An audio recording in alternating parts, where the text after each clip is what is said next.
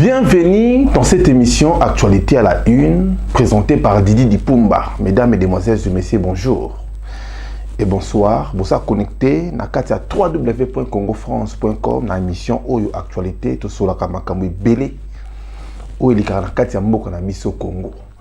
Nambanda Kabatu Bakufi et Belé, suite à maladie ma B, Ebola. Congolais azo kufa na nzala. Congolais azo kufa na masasi na ba guerre. Congolais azo kufa na maladie Ebola. Épidémie oyo ezo boma bande kuna biso na kati ya mbandaka toko lobela ngo au cours de cette émission Actualité à la Une. Ebola euta wapi? Toko lobela ngo au cours de cette émission Actualité à la Une. Ba mama ba gangi balobi o ekomi kindoki. Tokoyoka nini ba mama balobi à travers cette émission Actualité à la Une. Na kati ya Nord Kivu.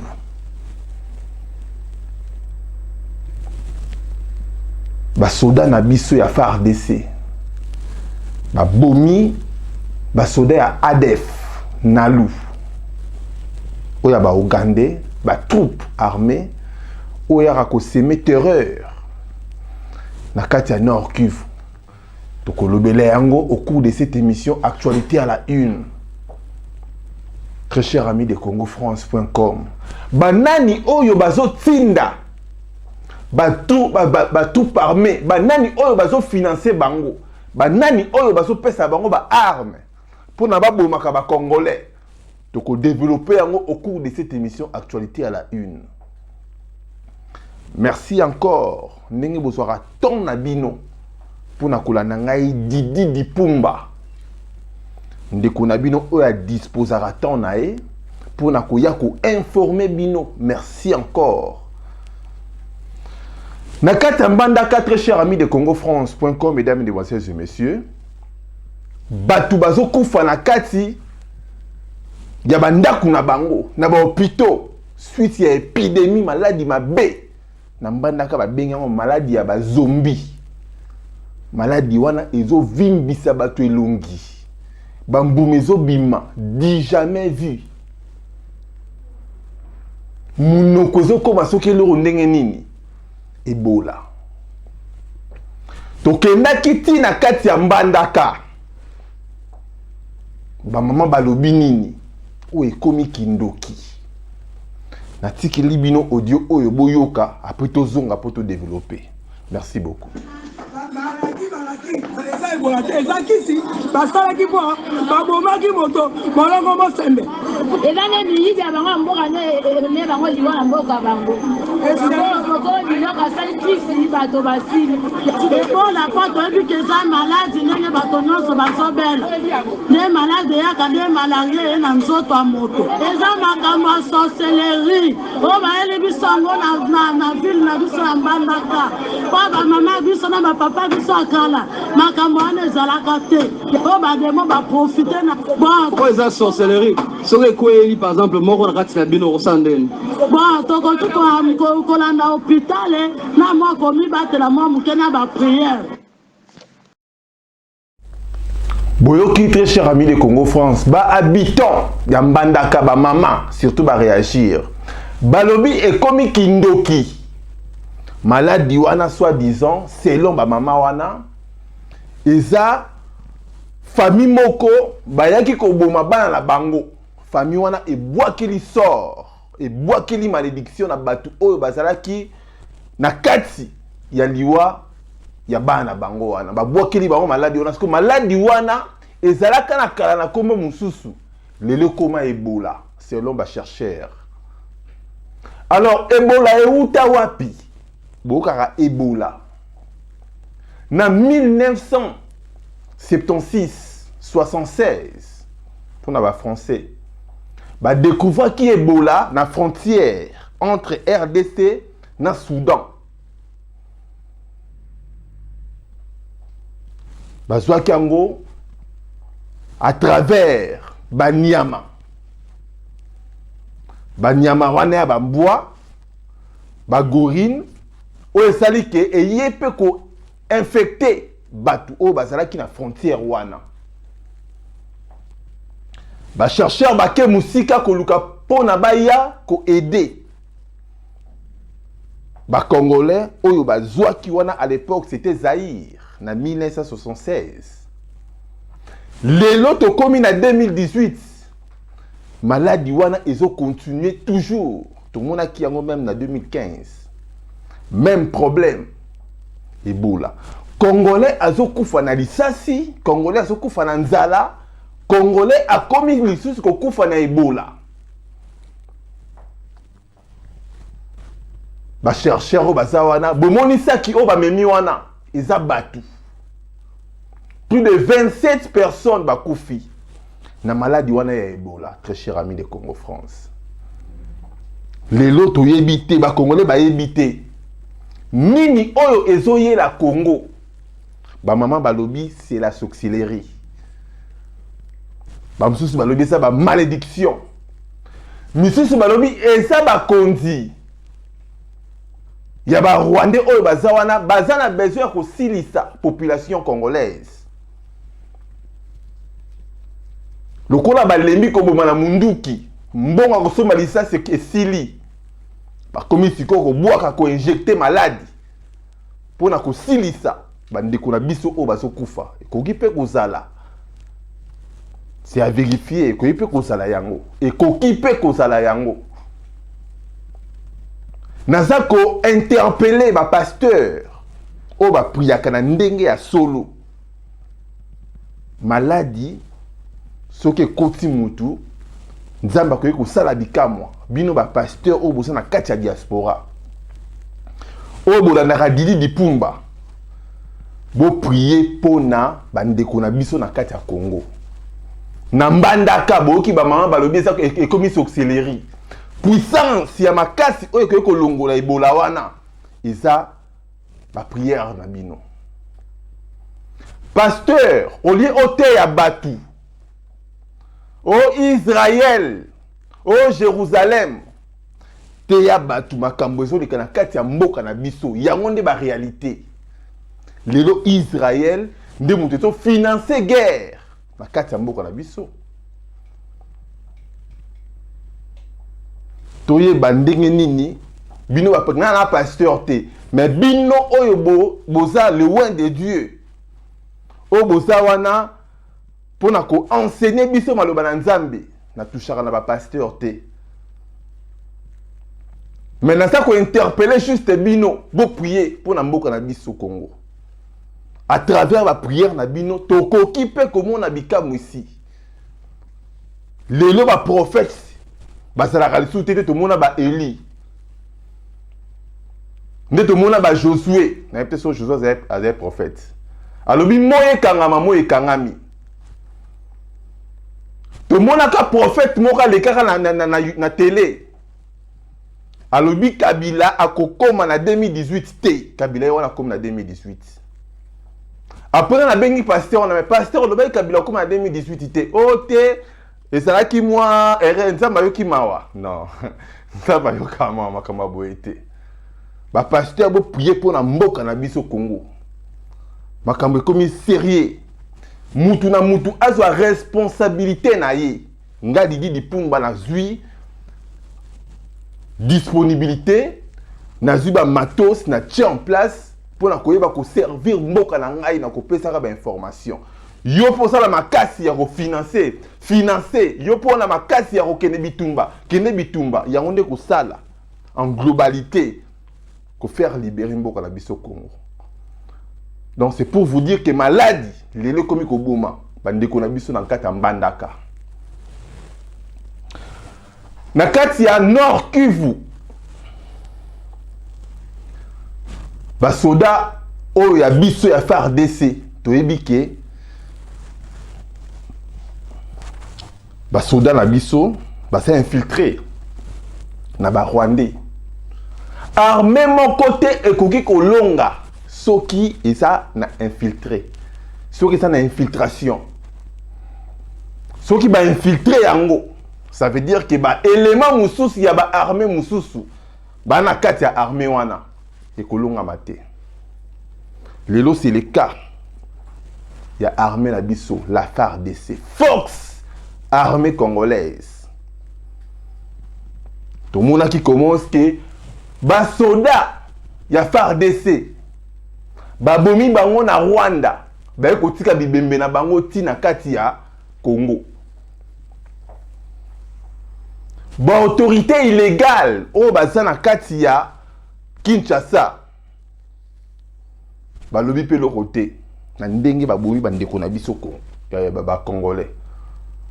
Kabila oya ça illégal, ça illégitime. Alobi le côté, mais ce que c'est qui na ba pays mususu. Ba bomi moi na mboka boye. Bomo na président lobi mbala moko. A réagir mbala moko parce que ça moi na mboka. Na mboka na biso na Congo, ce n'est pas le cas. Soki to lobby oh Didi Dipumba zoloba, mais il faut to loba makambo et ça na réalité. Tovana la Mobutu malgré ma benaye, musu saloba ki kotanga kutu koma Mobutu te asala ma bebele. Certes, asala ma bebele na zo pes exemple musu swa. Toyoka jamais guerre. Oh abotoli Kasai, oh kamuna sapo toyoka yango te.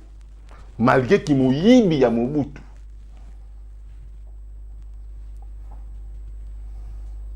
Malgré ma faiblesse ya Mobutu.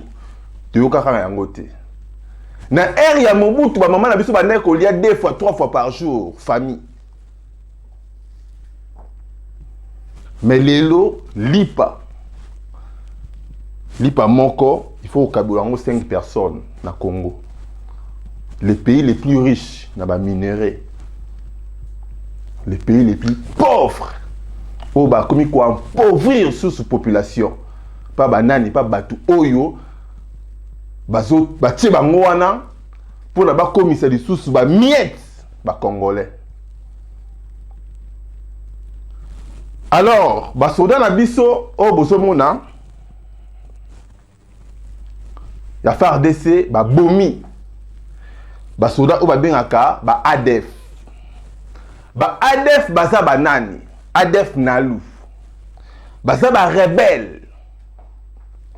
Oya Ougandais, ba rebelle Ougandais, o ba fanda na kata Nord Kivu. Ça veut dire que ba tia base na bango na kata Nord Kivu, na kata mboka na biso Congo. Ça veut dire que ba rebelle belge, mais ba fanda na France.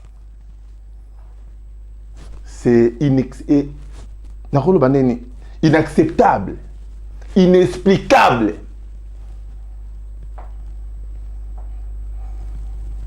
Ça veut dire que Batouana bazo jouer ba tactique. Ceux qui moquent na Ouganda, ba oloba non et ça ba Congolais nde bazo combattre. Ba Ougandais ba yebi solo oyo. Que ça na ba Congolais o ba ça na Congo nde bazo ya ko combattre biso. To mona yango na ba journaux oyo Museveni yemoka lobaki.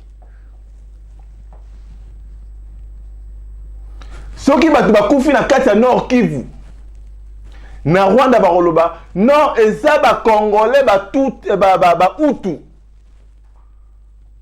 nde baso boma na bango kuna ba Hutu nde baso boma na bango Congolais komi Hutu non Hutu eza na Rwanda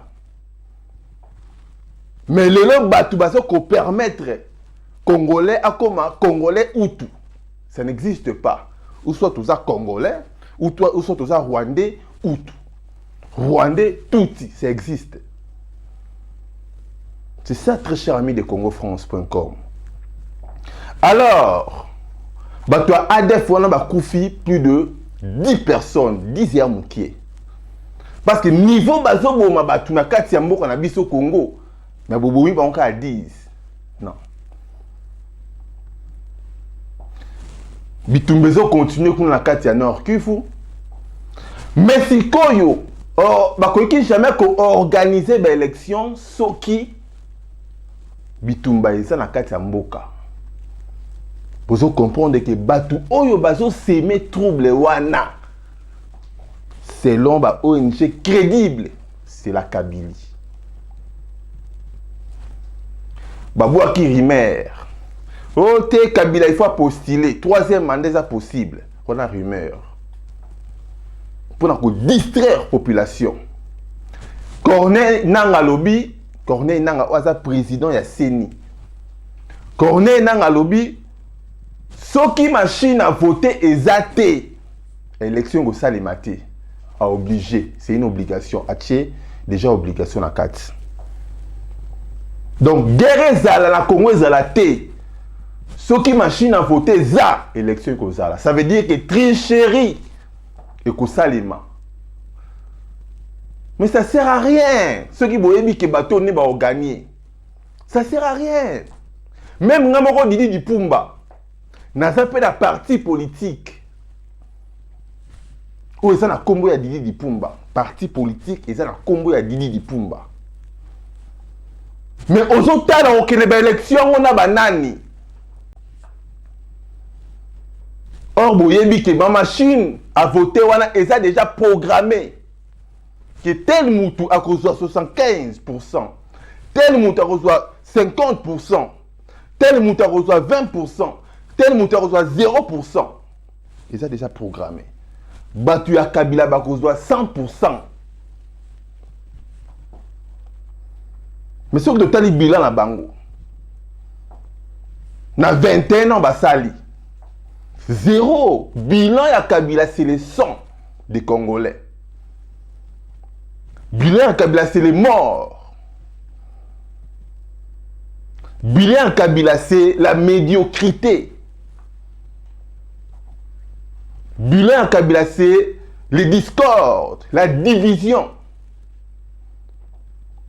Bilan à Kabila, c'est le chômage. C'est la réalité, très cher ami de CongoFrance.com. Pour Nani Niboso Linga, tout le vérité. Bilan à Kabila, ce n'est pas 0. 0 coûte, ça bien. C'est le sang. Comme ici, Congo, abattoir. Abattoir, ils ont place Baboumara Niama. Ngombe.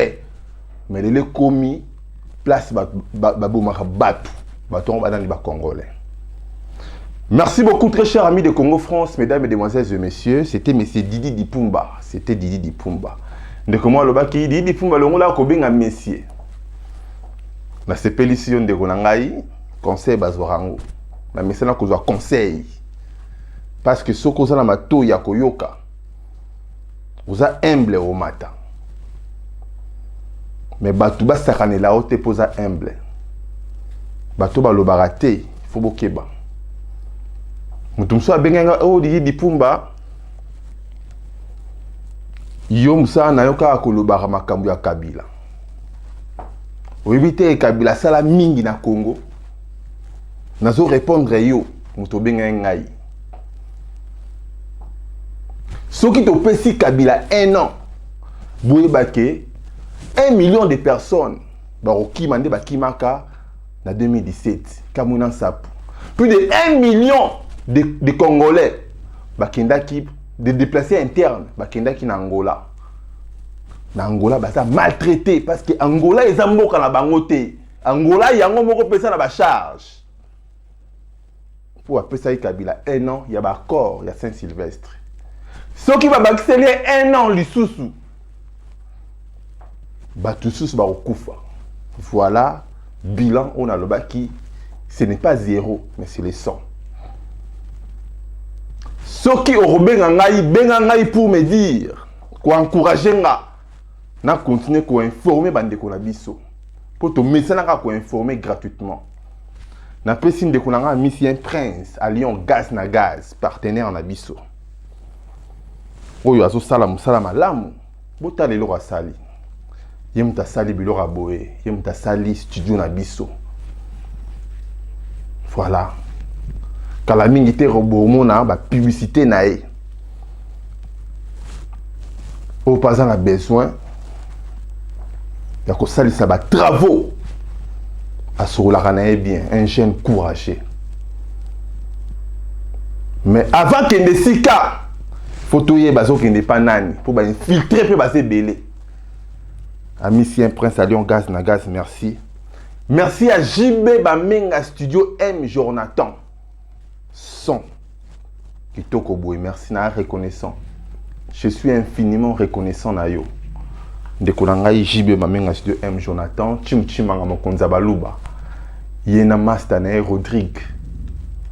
Na bosanité caméraman na biso Moïse le sauveur. Waza sima ya caméra, yemta osala ba image ya kitoko boy. Moïse le sauveur. Merci beaucoup à fan de Gif Noir na Paris. À fan de Gif Noir. Merci encore à Miss Prince à Lyon, Gaz na Gaz. Vous allez brancher na ba émission na tout. Dans le baraboué pour la informer bino. Merci beaucoup, au revoir.